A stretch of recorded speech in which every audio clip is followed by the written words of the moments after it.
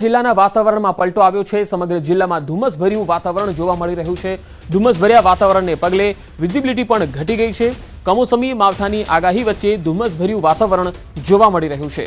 ખેડૂતોના જીવ તાળવે ચોંટ્યા છે। રવિ સિઝન દરમિયાન જો કમોસમી માવઠું થાય તો ખેડૂતોના રવિ પાકને નુકસાન જઈ શકે છે।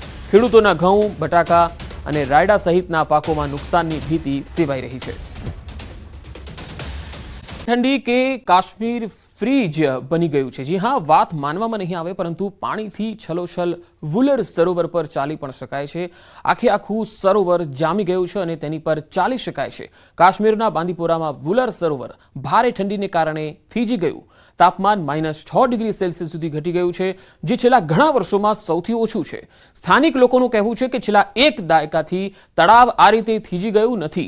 ઠંડીના કારણે માછીમારોની આજીવિકા હવે ખોરવાઈ છે। તેઓ માછલી પકડી શકતા નથી અને તળાવ અને તેની આસપાસ જળચર જીવન પર નકારાત્મક અસર પડી છે। સત્તાવાળાઓ નુકસાનને ઘટાડવા માટે પરિસ્થિતિ પર નજર રાખી રહ્યા છે। ત્યારે ચાલુ શીતલહેરને કારણે પાણીની પાઇપલાઇન પણ સ્થિર થઈ ગઈ છે અને તળાવની આસપાસના દૈનિક જીવનને અસર થઈ છે।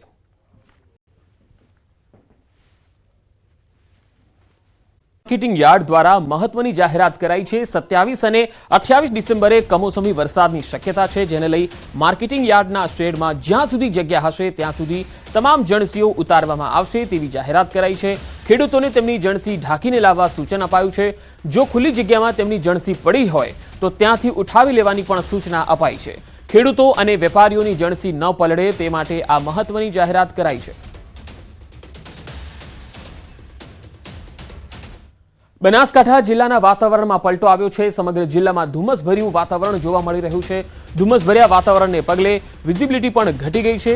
કમોસમી માવઠાની આગાહી વચ્ચે ધુમ્મસભર્યું વાતાવરણ જોવા મળી રહ્યું છે।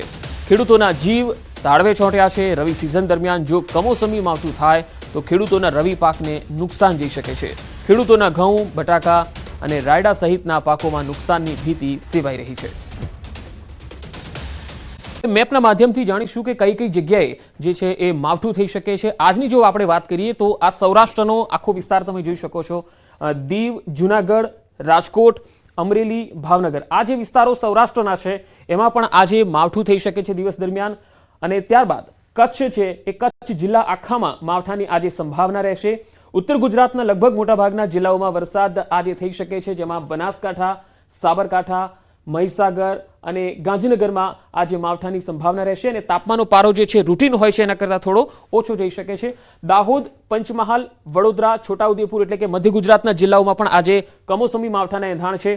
તો ભરૂચ, સુરત, નર્મદા, તાપી, નવસારી, વલસાડ, ડાંગ, દાદરાનગર હવેલી અને દમણ આ વિસ્તારોમાં પણ આજે કમોસમી માવઠું થઈ શકે છે। એટલે કે દક્ષિણ ગુજરાત આખો તમે જોઈ શકો છો કે જેમાં આજે કમોસમી માવઠું થઈ શકે છે। હવે આપણે સાંભળીએ કે હવામાન વિભાગે આ માવઠા અંગે શું કહ્યું છે।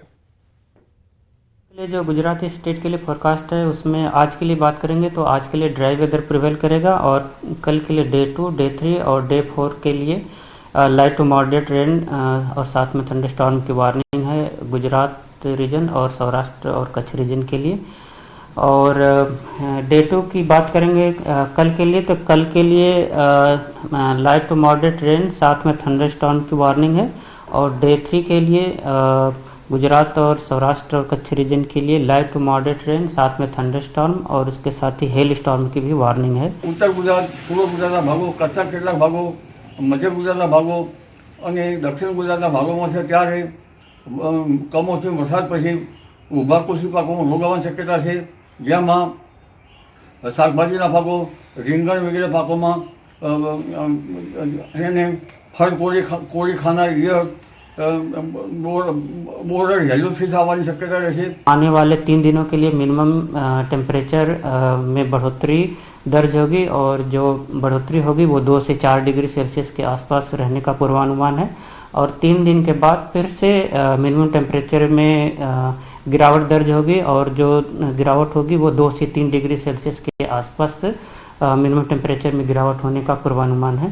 और मिनिमम टेम्परेचर अहमदाबाद के लिए बात करेंगे तो 16 डिग्री सेल्सियस का मिनिमम टेम्परेचर का फोरकास्ट है और गांधीनगर के लिए 14 डिग्री सेल्सियस का। और जो लैंड रीजन पे विंड आज प्रिवेल करेगी वो northerly to north easterly wind prevail करेगी।